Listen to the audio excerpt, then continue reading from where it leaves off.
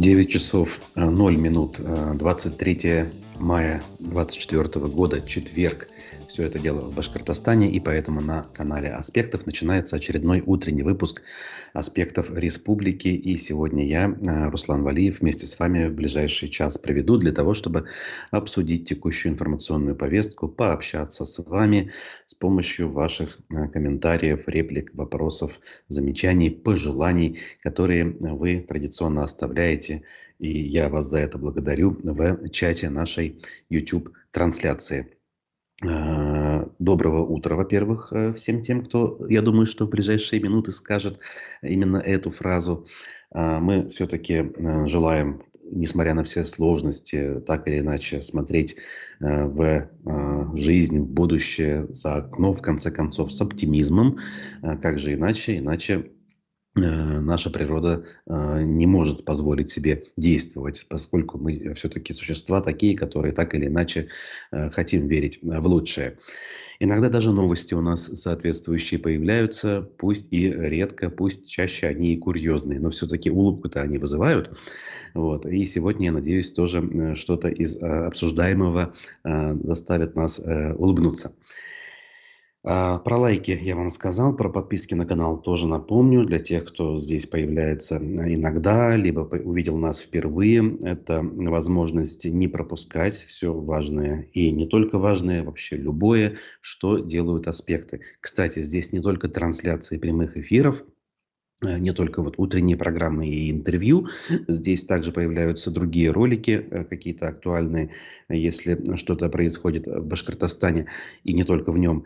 Плюс новости, текстовые файлы, скажем так, с фотографиями о том, что же у нас происходит. То есть вся информационная повестка издания «Аспекты» тоже здесь. Все то, что на сайте раньше можно было почерпнуть, или то, что кто-то читал, может быть, даже в Одноклассниках, например, или ВКонтакте, пожалуйста, в YouTube-канале все это есть. Ну, либо в Телеграм-канале также это можно найти, поэтому на него рекомендую подписываться. Опять-таки, тем, кто этого не сделал. Рекомендуйте родным и близким, особенно тем, кто, на ваш взгляд, недостоверную информацию, скажем так, предпочитает получать. Причем не потому, что именно предпочитает, у него такие вкусы, видите ли, а лишь потому, что, например, просто не знает человек. Я очень часто слышу, что люди открывают для себя те же самые аспекты, например, и удивляются: ой, а почему же я о вас раньше ничего не знал? Это понятно, это может быть по объективным причинам недостаточно, мягко говоря, раскрутки. Ее, в общем-то, и не было целенаправленной. Все происходит, как говорят интернет-специалисты, органическим путем, когда люди сами обнаруживают, подписываются благодаря тому, что им кто-то рекомендует, присылает ссылку и так далее. В общем, этот способ, он себя так или иначе зарекомендовал, он простой, понятный, и поэтому вам, кто нас смотрит и делает это вдохновенно, я, как говорится, с уверенностью могу сказать, чтобы вы все-таки тоже способствовали вот, продвижению и распространению нашей информации. Про добровольные пожертвования скажу сегодня, наверное, еще в процессе, но напомню, что это можно делать прямо сейчас, уже в процессе эфира, и таким образом помогать нашему изданию. Кстати, благодарю вас, тех, кто это делает. Вот полосочка, что над моим правым плечом, она потихонечку вот-вот наполнится. И это тоже важный момент, важная веха. Ну что ж, как говорится, пора переходить от слов к делу. Так что поехали.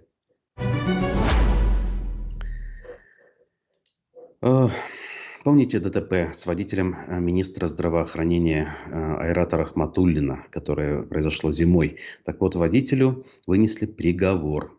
Он рассчитывал отделаться условным сроком, утверждает издание УФА-1, но ему дали сколько? Почему-то я не вижу. Значит, 2 года колонии поселения дали водителю Айрата Рахматуллина. ДТП произошло, когда Toyota Camry, за рулем которой находился водитель, и в салоне был Айрат Рахматуллин, министр, выехала на обгон, но в условиях поземки и метели даже, можно сказать. Водитель не увидел выехавшую на встречную полосу, точнее, ехавшую по встречной полосе машину. Там двое погибших было. Об этом было много сказано. Рахматуллин тогда оказался в больнице. Журналист прокремлевского, надо сказать, издания «Мэш» пытался там, ну, скажем, сделать репортаж, получить информацию. Из этого вышло то, что его там даже задерживали, оказывали некое давление. Журналистское сообщество вступилось за него, в том числе аспекты. В общем, такая вот история, немножечко с элементами запутанности. Ну, что я могу сказать? ДТП, оно и есть ДТП, оно с кем угодно может случиться. И, в общем, на Айрата Рахматуллина в этом смысле, ну, каким-то образом тень, мне кажется, все-таки это не бросает. С другой стороны, вот инцидент с журналистом в больнице, где Рахматуллин лежал, это вопрос. А почему же так все-таки произошло? Но, опять же, скорее всего, речь идет о злоупотреблениях со стороны медперсонала, администрации той больницы. На мой взгляд, это я могу, опять же, ошибаться. Ну, вот история таким образом, можно сказать, завершилась, хотя и даже суд по ДТП, он ведь еще полностью не завершен, это лишь первая инстанция, еще будет апелляция и кассация, и поэтому приговор в виде реального срока заключения еще может измениться. Как говорится, посмотрим. В Башкортостане тем временем полицейский удерживал пенсионерку на съемной квартире и завладел ее имуществом на 15 миллионов рублей. Вот буквально на предыдущем эфире я тут местами сочувствием высказывался в отношении сотрудников правоохранительных органов, в частности полицейских, такого, знаете ли, рядового, низового звена, говоря, что у них тяжелые условия работы. И, в общем, от этих слов я не отказываюсь, действительно, это же правда. Но вот некоторые, конечно, умудряются перещеголять самих себя, знаете ли, да, и в этом смысле, конечно, оправданий им никаких нет. В 2019 году еще у Галины М. пропал сын. Она обратилась с заявлением в полицию. Сына начали искать, но никак не могли найти. Возбудили уголовное дело по статье убийства. Дело расследовал сотрудник МВД Александр Ганеев. Он якобы и пытался упечь Галину и ее мужа за решетку. Но спустя полгода сына Галины нашли мертвым в лесопосадке. При этом насильственной смерти не зафиксировали. К тому моменту глава семейства не смог пережить утрату ребенка и серьезные обвинения, также и в итоге скончался. То есть мужчина пожилой. И Галина, соответственно, осталась одна, похоронив сына и мужа. Спустя 3 года к ней заявился тот самый сотрудник полиции, Ганеев. Он рассказал пенсионерке, что ее сноха заказала Галину и наняла киллеров. Женщину Ганеев тайно вывез якобы на оперативную квартиру, на шею надел GPS-модуль и держал в заперти под своим контролем. В итоге он развел женщину на 15 миллионов рублей, она обратилась с заявлением в правоохранительные органы. Иной раз вот такие сводки почитаешь, да, все это ужасно и печально и так далее, но удивляешься, откуда у одинокой пенсионерки такие серьезные сбережения. Ну, хорошо, конечно, когда люди живут богато, состоятельно, да, но вызывает вопрос все-таки. Серьезные очень сбережения, скажем так, для пенсионеров.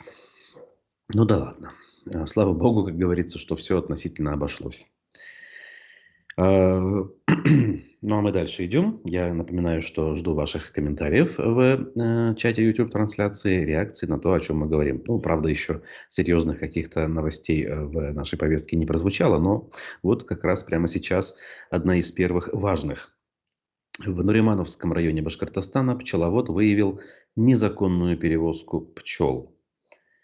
Груз этих самых пчел, незаконно перевозимых, сопровождал сотрудник Россельхознадзора, то есть лицо, ну, скажем так, представляющее государство. Об этом сообщил аспектам председатель общества пчеловодов Рустем Абдуллин. Он получил информацию о перевозке груза с пчелопакетами из Узбекистана. Вот важная деталь. Встретил он фуру на границе Нуримановского района 16 мая днем.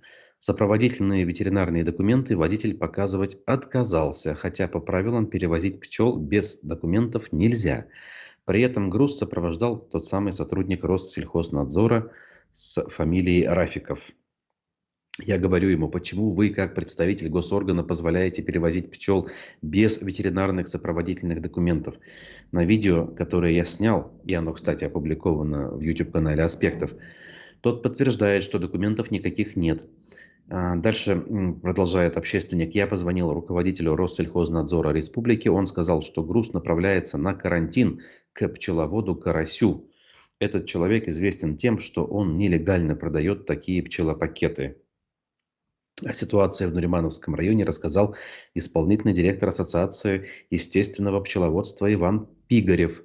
Также подтвердил, скажем так, вот эти вот злоупотребления. И тут я не могу не вспомнить то, что мы с пчеловодством и с проблемами пчеловодства еще во времена «Эхо Москвы» в Уфе разбирались, разных людей выслушивали, в том числе и государственных чиновников, которые к этому имеют отношение. И действительно проблема с сохранением башкирской эндемичной, так называемой бурзянской пчелы, она существует.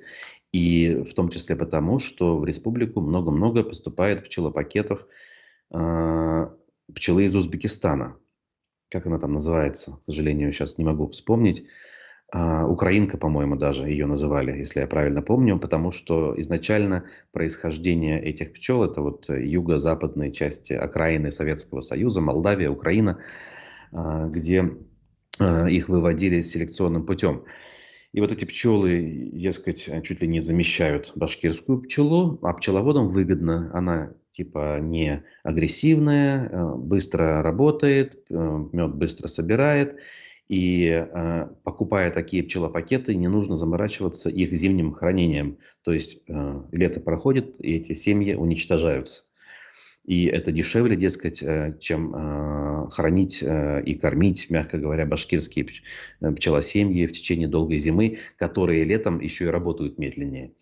В общем, экономика в этом смысле вредит тому, чтобы наши пчеловоды, скажем так, ориентировались на традиционных пчел, которые здесь жили всегда и создавали тот самый башкирский мед, о котором, ну, вроде как принято считать, что известно. Примерно такой контекст. Тут можно спорить, кстати, какой вариант лучше, какой правильнее с точки зрения, в принципе, современных требований и веяний. Но поведение вот этого сотрудника Россельхознадзора наиболее любопытно в данном случае. И тема прямо в этом смысле, я думаю, требует дальнейшего развития и каких-то комментариев от госорганов. Посмотрите, довольно популярное видео на канале это стало. Вчера было опубликовано, и люди возмущаются в своих комментариях. Я думаю, что среди тех, кто нас сейчас смотрит, есть и те, кто это уже видел. Вот. Карпатская пчела, пишет наша зрительница Стобавовна, подсказывая мне. Да, Карпатка, совершенно верно. Вот. В интервью на Эхе, да, об этом нам рассказывали. Карпатка. Ну, видите, да, у меня вот осталась такая ассоциация. Карпаты где? В Украине, значит, украинка. Но нет, она, конечно, Карпатка. Вот. Значит, такая вот ситуация. Опять же, мелочь, казалось бы, в глобальном смысле, но вполне себе иллюстрирует то, как у нас все устроено. Опять же, то, что я люблю говорить и делать выводы буквально из всего, что вижу и что появляется перед глазами. Ай. Уж чиновник-то, знаете ли, мог бы, как говорится, немножечко узаконить свои действия и в процессе перевозки какие-то документы подготовить. Но нет, не боятся, знают, что ничего им не грозит, и, скорее всего, никто их документы не проверит, поэтому зачем заморачиваться? Но вот тут вот общественник оказался неробкого десятка и, мягко говоря, заставил попотеть этого сотрудника Россельхознадзора перед камерой, которая его снимала на протяжении нескольких минут. Вот. Ну и теперь к главному, пожалуй, будем переходить. Правозащитный проект «Поддержка политзеков. Мемориал» наконец признал башкирского активиста Фаиля Алсынова политзаключенным. Я напомню, движение «Мемориал» само по себе то самое классическое, созданное на закате Советского Союза и занимавшееся восстановлением памяти о невинно репрессированных миллионах граждан Советского Союза. Ну, это главная, скажем так, деятельность «Мемориала» была. и вообще занимался правозащитной деятельностью, был, по сути, обласкан властью некоторое время, той самой властью, которая устраивала в стране реформы. В конце концов, нынешней властью признан экстремистским, ликвидирован и прочее, прочее. Все, что касалось мемориала и касается, постепенно признают иностранным агентом, там, наверное, и нежелательные организации найдутся в этом смысле. Но вот на осколках всего этого существует некий проект, пока еще никем не признанный, «Поддержка политзеков». И вот он продолжает это дело, признает тех или иных преследуемых россиян политзаключенными. Это статус, это формальное звание, да, которое призвано давать понять человеку непосвященному, о ком идет речь. То есть мы-то с вами знаем, например, кто такой Фаиль Алсынов, что у него происходит и почему для нас он является уже таковым без всяких бирок и без всяких званий, да, то есть политзаключенным. Ну а если какой-то условный журналист со стороны, какой-то политдеятель эту тему начнет изучать, столкнется с нею, он сходу не поймет, о ком идет речь. А статус повешенный, точнее, все-таки присвоенный, наверное, правильнее будет сказать, мемориалом, это уже в некотором роде знак качества. И вот мы недавно говорили, что мемориал признал политзаключенный, например, Ольгу Комлеву, бывшую активистку штаба Навального, запрещенного и ликвидированного. И вот до Фаиля Алсынова очередь дошла. Позже даже, чем до Комлевой, которая, к слову говоря, была задержана и арестована позже. В обосновании отмечается, что Фаиль Алсынов – башкирский активист, выступающий с критикой главы республики Радия Хабирова. Ранее он возглавлял организацию «Башкорт», ныне ликвидированную, запрещенную, которая выступала за суверенитет Башкортостана. В 2020 году суд признал ее экстремистской. Также Алсынов активно участвовал в митингах по защите природного памятника Шихана Куштау. Тут пишут, значит, правозащитники. Против Алсынова возбудили дело по статье о публичном возбуждении ненависти или вражды. Поводом для этого стала жалоба Радия Хабирова в прокуратуру на выступление Алсынова на митинге 28 апреля в Баймакском районе. Это в прошлом году. В общем, здесь, я думаю, опять же, ничего нового для вас нет. Вы прекрасно знаете, чем эта история закончилась в суде, Баймакском райсуде, с ходом людей, выступлениями, обращениями и, в конце концов, столкновениями 17 января, которые уже, в свою очередь, вызвали, скажем так, к жизни дело о массовых беспорядках, и мы имеем 86, это как минимум, фигурантов этого дела, находящихся в различных следственных изоляторах. В последние дни каких-то новшеств по этому делу нет, адвокаты молчат, родственники в целом ничего нового не говорят. И это не значит, что мы не следим. Вот буквально вчера общался с коллегами на тему того, что там нового. Поэтому следите за нашими новостями, и как только хоть какие-то изменения будут появляться, соответственно, о них аспекты сообщать вам будут. Вот. Поясняя на предыдущую тему, слушательница, видимо, да, Лили Вали, карпатская пчела из Узбекистана ввозится. Там какая история? Эти самые селекционеры генетики вывозили ее действительно там в Карпатах, на Западной Украине, юго-западной, но распространялась эта пчела в том числе и на другие зоны. То есть она как раз выводилась для жарких условий, для засушливого климата и для того, чтобы добывать мед, в том числе и в центральноазиатских республиках, тогда еще Советского Союза. В общем, поэтому порода карпатка, но ввозится к нам из Узбекистана, поскольку именно там чувствуют себя прекрасно, скажем, разводятся, и, судя по всему, в достаточном количестве формируются пчелосемьи, чтобы их можно было продавать, судя по всему, в промышленных объемах, и, скорее всего, не только в Башкортостан.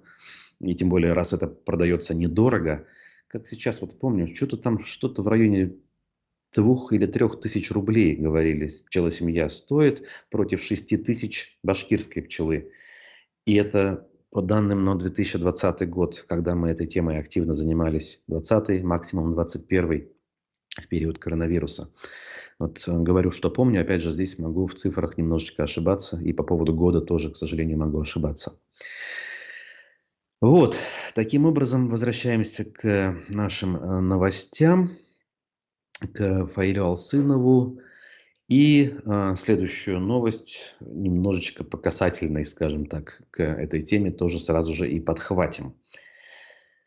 Зам руководителя администрации Радия Хабирова по внутренней политике теперь уже он, Азат Бадранов, осмотрел площадку под жилье для жителей села Подольск Хайбулинского района.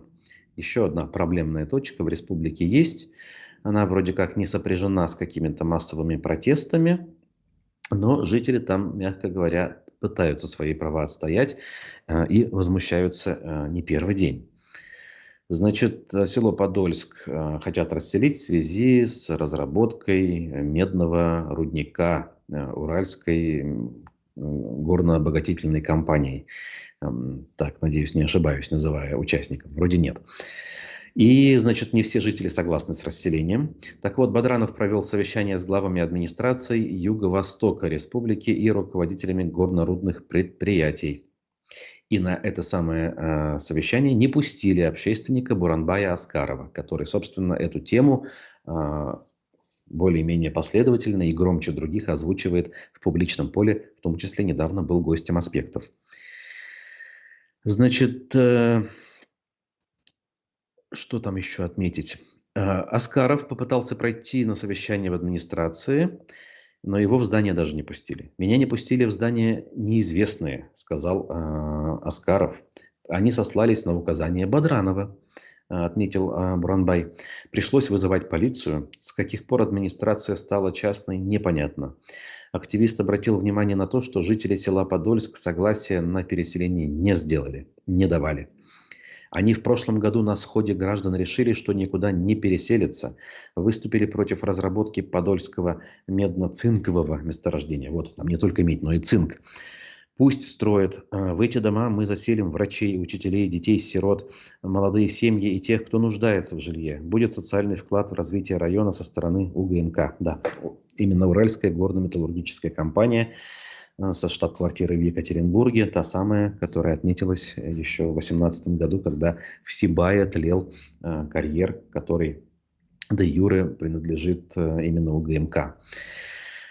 Ну что ж, вот такая ситуация. Я уж не знаю, насколько достоверно мнение Аскарова о том, что именно Бадранов лично распорядился не пускать того в здание администрации, или это сама администрация инициативу проявила. Факт остается фактом. Вот совещаются, решают судьбы людей, но при этом представителя этих людей не допускают даже до того, чтобы он мог хотя бы послушать, о чем они там говорят и о чем договариваются. Но если даже они могут это самое аргументировать тем, что у них там, дескать, секретные какие-то разговоры были, в таких случаях можно выйти к людям после и доложить в форме брифинга, к чему пришли, о чем договорились.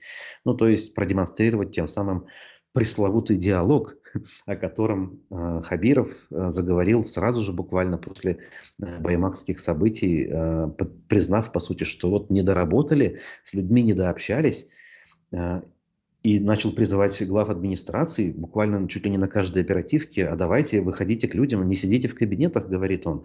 Более того, Владимир Путин на встрече с Хабировым именно этот момент озвучил. Ну, если мы смотрим правде в глаза, да, и хоть как-то имеем, скажем так, точнее, признаем значимость этих слов, ну вот давайте тогда все-таки быть последовательными и отвечать за то, что обещали делать.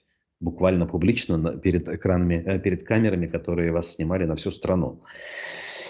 Но, как говорится, мечтать не вредно. Это, опять же, иллюстрация того, что сказанное и сделанное у нас далеко не одно и то же.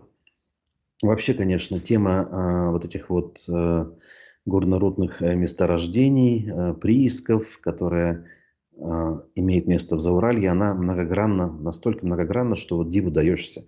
Все новые и новые детали выясняются в процессе. Интересантов, скажем так, которые зарабатывают или хотят зарабатывать на этом, довольно много. И этот круг, он весьма пестрой, я хотел бы сказать. И не без участия людей в погонах, судя по всему, это тоже происходит. Напрямую или опосредованно среди них есть те, кто тоже заинтересован в добыче полезных ископаемых в Башкирском Зауралье.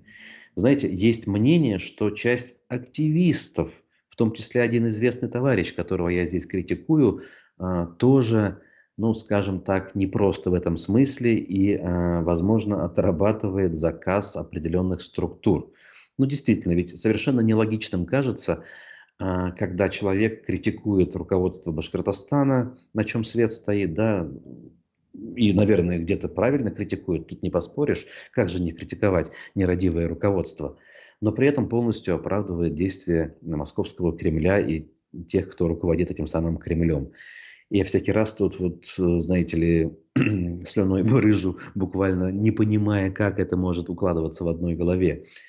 А оказывается, может, если это происходит не искренне, а потому что есть определенные ну, заказчики в этом смысле, или даже, я не знаю, заказчики это, или просто знакомые хорошие, или, может быть, те, кто оказывают, ну, скажем так, соответствующее давление. Причины такой позиции и озвучиваемого такого вот поведения, они могут быть разные, но сам факт остается фактом. Не знаю, опять же, это лишь предположения, оценочные суждения, основанные на, опять же, косвенной и неподтвержденной информации. Опять же, утверждать ничего не могу, но некоторые предположения, скажем так, немножечко вносят ясность. И какое-то понимание мотивации поступков отдельных людей становится более-менее понятным. Вот. Ольга Иванова вносит правку. Организация «Башкорт» никогда не выступала за независимость. Ольга Иванова, вы правы, безусловно. Там было написано «суверенитет». Хотя, конечно, я бы, наверное, пояснил. Суверенитет имеется в виду наличие определенного набора прав и полномочий, которыми тот или иной субъект может распоряжаться самостоятельно. То есть, опять же, декларация о суверенитете, например, принятая 11 октября 1990 года, это не декларация о независимости. И вполне себе нормальным было отмечать у нас в республике день этой самой республики. И до сих пор, кстати, он остался. Просто никто не упоминает эту самую декларацию теперь. Потому что даже на уровне неких суверенных прав сейчас это стало темой, по сути дела, запрещенной в стране, потому что вертикализация и централизация власти, она, в общем-то, достигла уже максимума, и говорить о том, что какие-то субъекты федерации имеют дополнительные права, сейчас не приходится. Поэтому все-таки это разные термины. Вот. Поэтому журналисты в том смысле, что написали слово «суверенитет», они не ошиблись. И я их процитировал тоже верно. Верно по смыслу, по крайней мере. Тут, кстати, вы можете поспорить, что субъекты все у нас теперь равны в своем бесправии, но есть исключения. Да, действительно, у нас есть исключения, очень любопытные и вызывающие оторопь и возмущение лично у меня. Это, например, Чеченская Республика, безусловно, с совершенным отсутствием правового поля, даже того ущербного и плохого, как по всей стране. Ну, вот так устроено. Вот посмотрим, если глава Чеченской Республики действительно нездоров, как предполагают журналисты-расследователи, и в ближайшем будущем произойдет смена руководства региона, всякое может быть, скажем так, многозначительно и неопределенно. Вот. Так. Ну, еще одну тему касательно власти давайте возьмем, а только потом сделаем паузу, да? И перед этой паузой, кстати говоря, голосование запустим. У нас сегодня с вами голосование есть. Ваше мнение будет интересно узнать вот по какому поводу. Смотрите. С бывшего замминистра жилищно-коммунального хозяйства Ильдуса Мамаева взыскали 102,8 миллиона рублей за сомнительные операции с валютой. Сумма, которую Мамаев должен выплатить, эквивалентна купленной им валюте. Он ее приобретал во время своей работы в правительстве. Обвинение настаивает на версии о том, что валюта была куплена на нетрудовые доходы. Суд при этом отказался конфисковать имущество экс-чиновника. Судебные разбирательства по операции Мамаева идут пятый год, оказывается. То есть он давно был замминистром ЖКХ. То-то я его не помню. А в 2020 году его обвинили в присвоении 113 миллионов с лишним, выделенных на капремонты домов. У бывшего чиновника правоохранительные органы нашли загородный дом, 4 машины и счета на 90 миллионов рублей. Ну, ясно, что доходы не трудовые, тут никаких сомнений нет. И в этой связи вопрос и просьба к коллеге запустить голосование. Вы наблюдаете, и мы об этом говорим. В Башкортостане периодически идут какие-то процессы, связанные с чиновниками. Есть уголовные дела. Возьмем того же Беляева с Кучербаевым. Это застарелое уже дело, связанное с очистными сооружениями в Кумертау. Сейчас дело Башспирта гремит, Башкиравтодора гремит. Я не знаю, там Елену Прочаковскую, в конце концов, можно даже в этот список включить. Но, знаете ли, список широкий в этом смысле.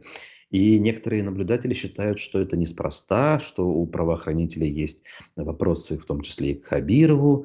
Некоторые силовые структуры на него зуб точат, дескать, давно, но напрямую к нему лично подобраться не могут, поэтому его приближенных многих преследуют. Кто-то говорит, что это борьба с коррупцией. Путин сказал бороться с коррупцией, значит, мы с ней боремся. И вот это действительно искренние и честные проявления этой самой борьбы. А вот вы что думаете насчет всего этого? У нас с вами 4 варианта для голосования. Все это реальная борьба с коррупцией. Первый вариант. Все это просто показуха, чтобы создать впечатление у вас, у обычных граждан, у нас, что идет эта самая борьба с коррупцией. Третий вариант – это борьба кланов, так называемых башен. Когда мы говорим башни Кремля, это, понимаете, да, то есть разные интересанты есть, между собой борются, подсиживают друг друга, компроматы друг на друга готовят, сдают друг друга правоохранителям, и вот таким образом происходит внутривидовая борьба. Это третий вариант. И четвертый вариант – свой. То есть, если вы не согласны ни с одним из 3 предложенных мною, проголосуйте за свой вариант и напишите его в комментариях. Голосуйте, друзья. Что вы думаете по этому поводу? И, соответственно, пока будет небольшая пауза. В моем случае послушаем фрагмент вчерашней программы «Аспекты мнений», которая прошла в необычном формате, в формате дебатов. Глава предвыборного штаба Бориса Надеждина в Уфе, активист Аким Туктаров, попытался поспорить и обсудить животрепещущие темы в эфире с активистом Альбертом Гореевым. На мой взгляд, местами получилось даже любопытно. Послушайте фрагмент, голосуйте, пишите свои варианты по теме голосования, если у вас таковые есть. Ну а я скоро к вам вернусь. По традиции мы продолжим. У нас в целом проблемы демографии обнаружили, особенно в центральной власти, совсем недавно. А материнский капитал давно же ввели, или я ошибаюсь? Не, то, что как-то с демографией взаимодействовали, да, но увидели объем проблемы, она вот над тобой надвисла, и вот размажет тебе голову, если ты с ней что-то не сделаешь. Как бы верховные правители России считали, что мы живем в крестьянской империи, а потом поняли, что нет. Есть у нас вот такие вот проблемы. Решать их так или иначе нужно. Есть как бы эффективные методы решения, а есть неэффективные. Когда государство приходит с палкой и говорит: рожайте, а если не будете, то мы вам каких-нибудь запретительных мер насуем, то чисто статистически это не приводит ни к чему хорошему. В Польше аборт запретили, рождаемость повысилась. В первую неделю, да. А потом появился черный рынок абортов. Я выступаю за то, чтобы орудовать не запретительными мерами, не репрессивными. Я больше за пряник. За то, чтобы человек был помещен в ту среду, в которой ему было бы комфортно рожать. Здесь даже речь не сколько о повышении материнского капитала, субсидиях и так далее, а именно о той среде, в которой мы существуем. Если любой житель Уфы сейчас выглянет в окно, он увидит огромные бетонные джунгли. И если его какого-нибудь сапиентного предка поместить на то же место, он выглянет, посмотрит на это и в это же окно и выпрыгнет. Потому что человеку самому по себе ему не свойственно жить так, как мы живем. Ему не свойственно жить в таком количестве людей, настолько плотной застройки. Человек природно обитает небольшими группами, семьями. Именно в такой среде он психологически чувствует себя комфортнее. И, соответственно, люди размножаются, когда им комфортно. Можно уточняющий вопрос? Конечно. Я правильно тебя понял, что ты предлагаешь всех из городов переселить в условные деревни? Но только современные деревни, где хорошо жить, где просторно, где нет такого количества людей, такие мелкие общины. Во-первых, я не фанат Пол Пота. Не, ну это сделать не насильным путем, а каким-то грамотным построить городишки маленькие. Нет? Вообще, да, я считаю, что даже в советском градоуправлении считалось оптимальным строить города от 50 до 200 тысяч. И это еще, опять же, в советском, но, откровенно говоря, не очень просвещенном. Сейчас мы знаем гораздо больше о том, где человеку приятнее, где ему комфортнее. В действительности города-миллионники, города как Москва, где вообще под 20 миллионов человек живет. Такие города должны планомерно расселяться, озеленяться, они должны становиться комфортнее для того, чтобы люди в них могли жить и не находиться в состоянии перманентной депрессии. Учитывая тем более последние события, все мы знаем, насколько подскочили продажи антидепрессантов, противотревожных и всякого такого. Потому что и без последних событий мы их вагонами, если честно, тут поедаем. Альберт должен высказать свою точку зрения. Но у меня все равно вопрос к нему будет. Да, еще. конечно, конечно. Такой вопрос. А если в других демократических странах, почти во всех демократических странах Европы, там, Скандинавии, Америки, очень много делается социальных льгот, очень хороший уровень жизни для того, чтобы рождаемость выросла. Но, однако, там рождаемость падает. Из-за чего? И вот мы в России сделаем все то же самое, чтобы было демократично, и чтобы все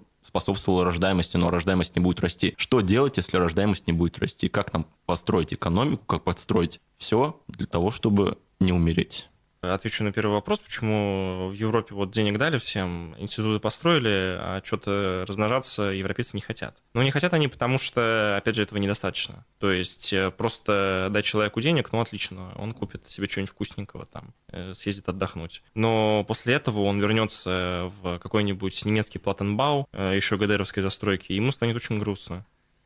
Да, в действительности субсидирование – это важно. Создание семьи, и тем более появление в ней ребенка, это отдельная работа, которая должна оплачиваться. Если это в текущих условиях не делать, то никто этой работой заниматься, извините, не будет. Если возвращаться к какие-нибудь средние века, то ребенок там был экономически самоокупаемым вложением. Поскольку государство никак не помогало, этим занимались дети. Сейчас это не так. Почему, Альберт, тебя устраивает или не устраивает способ, который предложил Аким? Нужно строить побольше комфортных и маленьких городки, где люди будут чувствовать себя более комфортно, и поэтому они будут больше рожать. С одной стороны, да, это так и есть, я с ним соглашусь. Но с другой стороны, недостаточно этого всего. То есть не факт, что в маленьких городах будут больше рожать. Я считаю, что нужно экономику подстраивать под нужды общества и все остальное подстраивать под нужды общества, но также и города. Что ты предлагаешь? Каким образом можно стимулировать людей создавать там многодетные семьи, скажем? Вообще я бы начал с социальных льгот и материнского капитала. Я считаю, что это вообще некрасивая ситуация, когда есть социальные льготы. Почему? Потому что зачем мне, допустим, заводить семью в стране, где, чтобы вырастить ребенка, нужны дополнительные деньги? Я хочу, допустим, жить в стране, где могу завести семью, и для этого не понадобятся дополнительные деньги. Поэтому я выступаю с той позиции, что нужно подстраивать экономику под общество, то есть делать все для того, чтобы изначально для тех людей, которые живут сейчас, жизнь была комфортной. Они явно смогут уже построить более здоровое общество, родить детей и так далее. Как-то так. Вспомним ГДР. Была такая политика. Молодой человек или женщина заканчивает какое-то заведение, она гарантированно получает рабочее место. Через какой-то срок она гарантированно должна, или он, должны получить квартиру,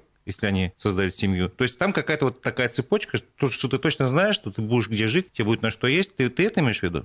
Почти. Нужно что-то подобное, только более масштабно и более человечным. Да, возражение есть. Современный человек экономически не заинтересован в том, чтобы у него появлялись дети. Для него это все очень труднозатратно, напряжно, у него есть куча альтернатив. И по факту, опять же, ребенок – это полноценная работа, за это нужно платить. Если за это не платить, эта работа не будет сделана. Это базовые рыночные механизмы, от которых никуда не денешься. Потому что человек и рынок – это одно и то же. Я выступаю все же против рынка и против монополий и так далее. Да, в современном обществе вот эти все социальные льготы нужны. И, по сути, вообще покупка людей. государство и монополисты, и буржуи покупают людей, тем самым покупают рабочую силу. То есть им намного выгоднее вот этот материнский капитал выдать, то есть другие социальные льготы, чем создать более комфортные условия для жизни людей. Я все же говорю про общество будущего, как оно должно быть. И не факт, что это общество будущего настанет, пока у нас есть нынешняя социально-экономическая система в мире и в стране.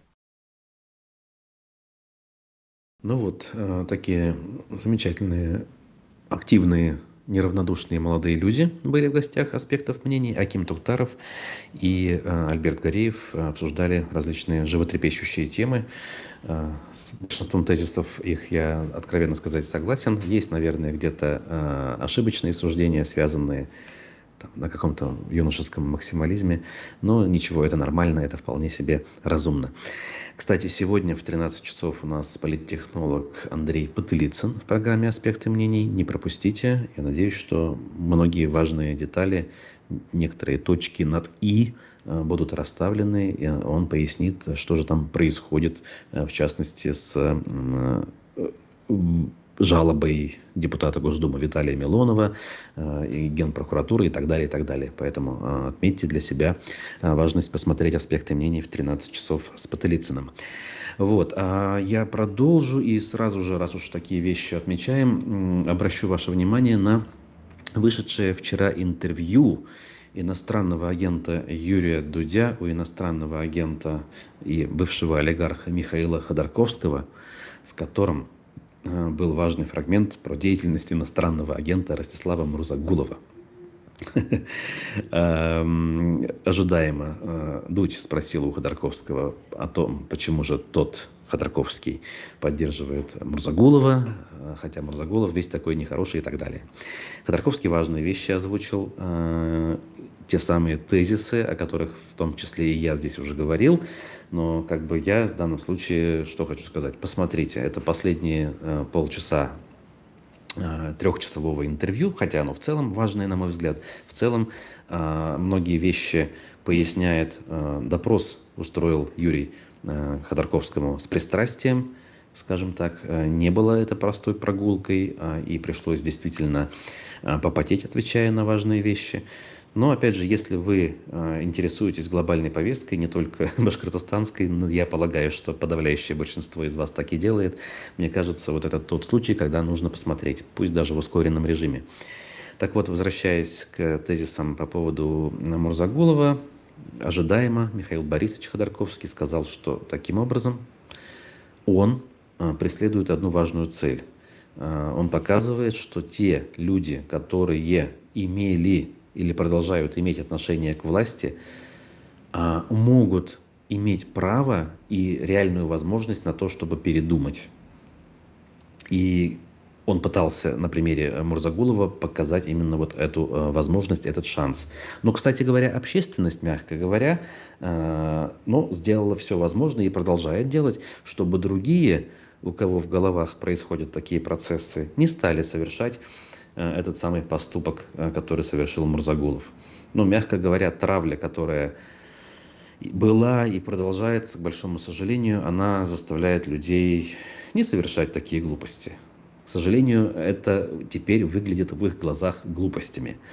Вот, поэтому вот в такой осторожной где-то форме я где-то все-таки намекаю, наверное, на то, что нужно смотреть шире на многие проблемы и вопросы и где-то за основу брать принцип, что все-таки мир не черно-белый.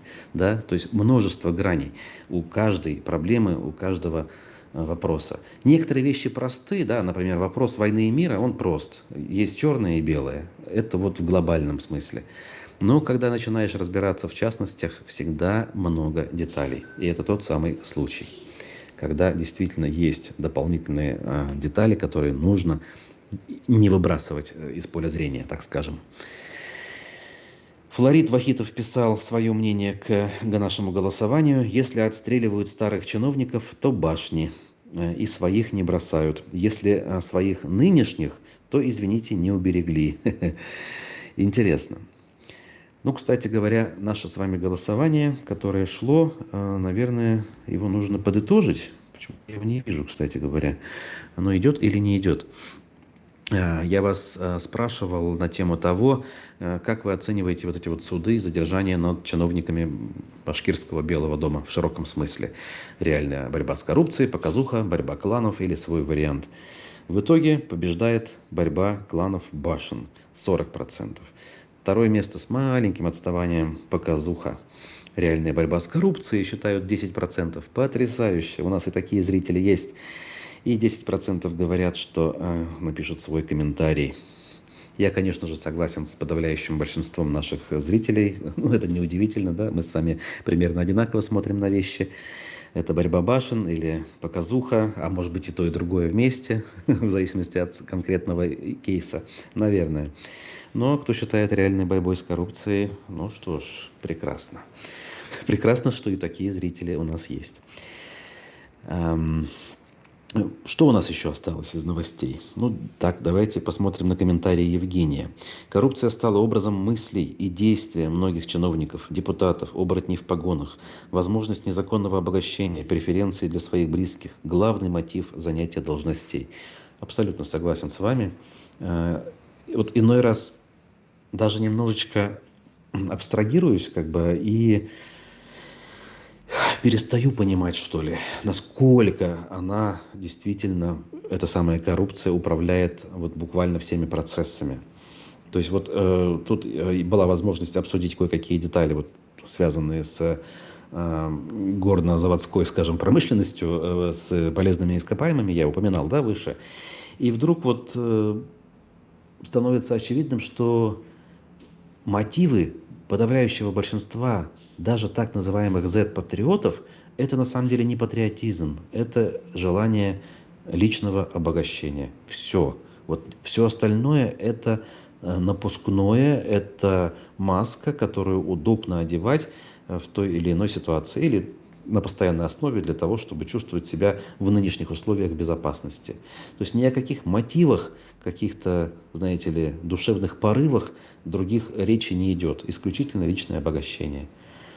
Это, с одной стороны, крайне печально, с другой стороны, очень отрадно и обнадеживающе. То есть, если ничего святого у большинства этих людей не осталось, то с такими, соответственно, гораздо легче разобраться, скажем так, используя эти же самые методы, которые легли в основу их деятельности, которые являются движущей силой их деятельности, то есть жажда наживы.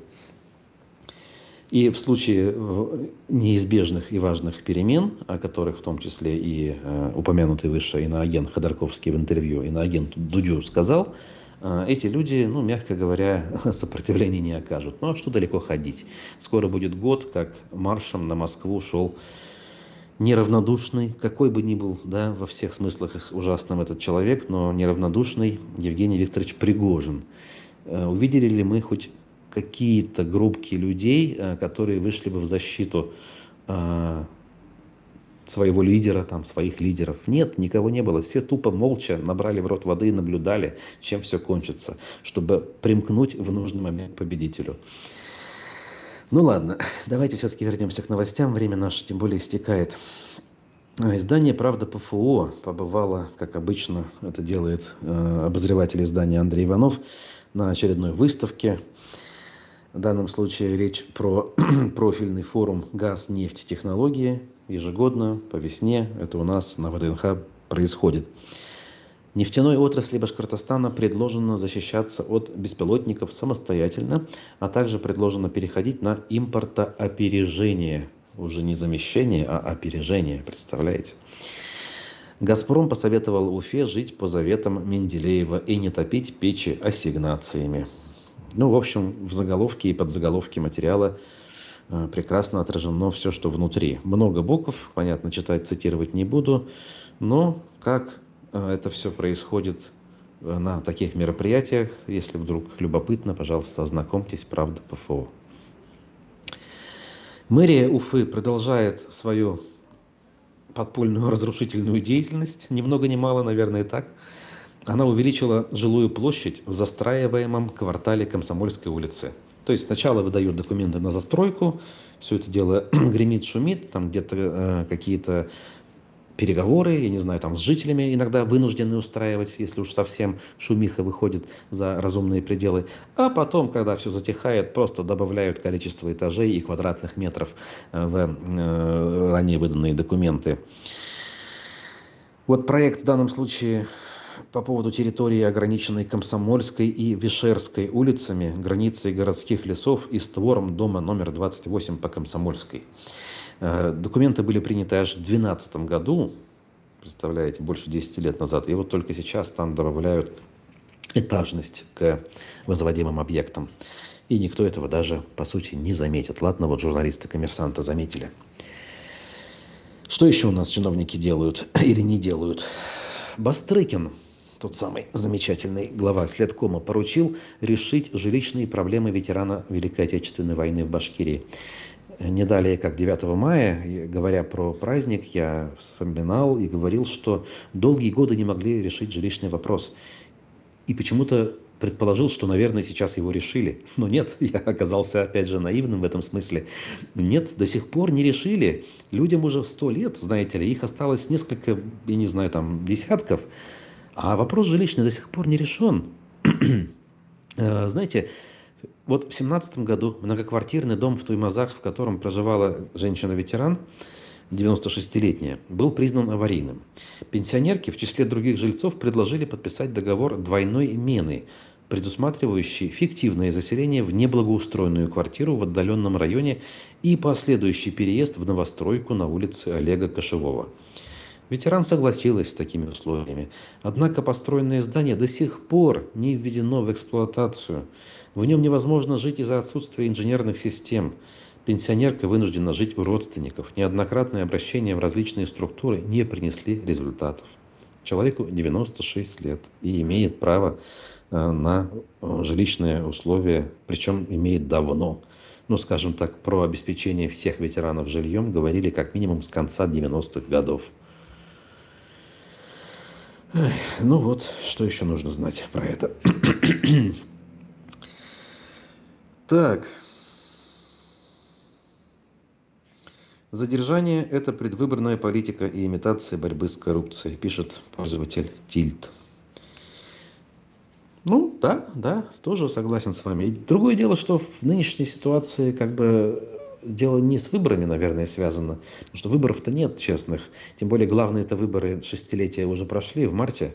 Все остальные выборы это так уж вообще для отвода глаз. И если мы имеем в виду, например, сентябрьские выборы главы республики.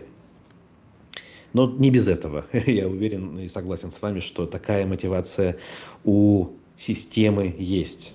Хотя, опять же, система, если подытожить то, что я выше про нее рассуждал, это не единое целое, это целый комплекс иной раз противоречивых и разноплановых элементов, но которые в конечном итоге, вот на вершине, что ли, этой пирамиды, они сходятся к тому, чтобы, несмотря ни на что, вся система в целом была устойчивой. Потому что, несмотря на вот эту вот мышиную возню в низах, где между собой делят пироги, где делят сферы влияния, подсиживают друг друга, несмотря на это, в общем и целом, им всем выгодно, чтобы существовал именно этот порядок вещей. Потому что остаются возможности незаконного обогащения, возможности не отвечать за это все ни перед людьми, ни перед законом, а только перед вышестоящим начальством. Тем временем городской телеканал ЮТВ говорит о вещах, которые, вроде как должны нас немножечко расслаблять и внушать оптимизм. В Башкортостане собрались лучшие реконструкторы России. Что они возводили на этот раз? Задались вопросом журналисты. Члены Уфимского клуба исторической реконструкции «Медвежий двор» возводят дом эпохи раннего Средневековья. Строят они жилье по находкам из столицы Ирландии, ни много ни мало. Потрясающе. Почему Дублин? Задается вопросом член клуба исторической реконструкции «Медвежий двор» Александр Куликов. Потому что, во-первых, это довольно-таки простой в возведении дом. И как бы он в целом напоминает дома, которые строили в Северной Европе. Там проведены очень масштабные раскопки, и плюс сохранность материала довольно высокая, которая позволяет с высокой долей вероятности представить как этот дом выглядел, и выполнить те или иные конструкционные решения, которые были использованы в то время. В общем, творческие люди не дремлют, не переживают и, несмотря ни на что, продолжают заниматься своими делами, а вокруг при этом вот все то, о чем мы говорим с вами в нашей программе. Я в этом смысле не осуждаю, я понимаю, конечно же. Как мы в начале программы заметили, человек – это все-таки существо, которое не может постоянно находиться, я не знаю, там, в стрессе или в ужасном положении духа хотя бы. Ему нужно так или иначе переключаться с одного на другое, свое внимание, акценты переключать. Прежде всего, чтобы сохранять ментальное и физическое здоровье, потому что без этого самого здоровья какой смысл во всем, как говорится, да? Поэтому, друзья, тоже вас призываю не вешать нос, улыбаться чаще, верить в лучшее, прислушиваться к добрым, здравым советам и делиться этой самой информацией с теми людьми, кому вы доверяете и кто, по вашему мнению, должен все-таки смотреть на вещи более здраво. Поэтому делитесь публикациями аспектов, ставьте лайки, помогайте изданию с помощью добровольных пожертвований. Ссылки для этого найдутся в описании к этой и к любой другой трансляции. Сегодня у нас, я напомню, в 13 часов Андрей Потылицын в «Аспектах мнений». Ну а вечером в 19 на канале «Живой гвоздь» я и урбанист Аркадий Гершман проведем очередную программу «Здесь живут люди», где минимум политики, а много того, что нас с вами окружает. Это что-то вроде аспектов городской среды с Олегом Арефьевым, но на таком, знаете ли, более масштабном уровне. Ольга пишет: в Челябинской области борьба кланов явно чувствуется. У всех олигархов забрали их предприятия Макфа, Ариант и другие предприятия Юревича, Арестова, Антипова. Кстати, по поводу Юревича, да, очень интересно. Я для «Эхо» писал портрет этого видного предпринимателя, бывшего губернатора, отца-основателя Макфы. Очень любопытная история. Но тут, думаю, не просто борьба кланов, тут прям федеральный центр заинтересован, скажем так, во всем этом. Хотя, конечно, не без кланов. Такие вещи иногда инициируются снизу. Ну вот возьмем пример с Уфанетом даже, да, наш башкортостанский. А наверху потом нужные товарищи подхватывают и, видя лакомые куски, говорят: о, интересно, а давайте-ка мы это дело прихватизируем.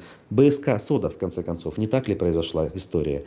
То есть башкортостанцы шумели, защищали Куштау, а там нужные люди обратили внимание и все это дело прихватизировали. Братья или там семейство Ротенбергов, возьмем их.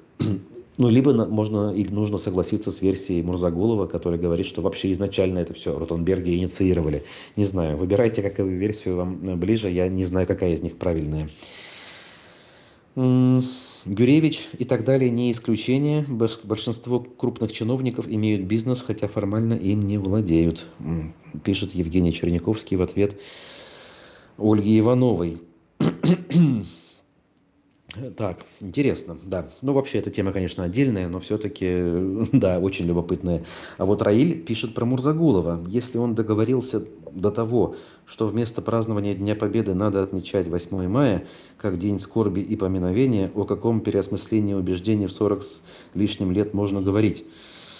Ну, вообще, я согласен с тем, что нужно отмечать как День скорби и поминовения. Я об этом говорил, собственно, в своем эфире 9 мая. А дата не имеет значения. Ну, хотя в нашем случае имеет. 9 должно оставаться 9, хотя бы потому, что акт о капитуляции окончательный был подписан по московскому времени и 9 мая, поздно вечером, 8 по центральноевропейскому времени. А то, что главная суть этого праздника – это не победобесие, а скорбь и поминовение, это безусловно. В чем Мурзагулов здесь не прав, не понимаю. Вот. Соответственно, буду закругляться. Да, у нас пошла последняя минута из запланированного часа. Пишите, друзья, комментарии. Где-то поспорим, как сейчас вот с Раилем, где-то согласимся. Ну, такова дискуссия. Ну, давайте сохранять прежде всего человеческий вид, здравый смысл, трезвость ума в этом смысле. Увидимся с вами уже завтра. По плану я завтра тоже веду аспекты республики. Поэтому до скорой встречи и пока.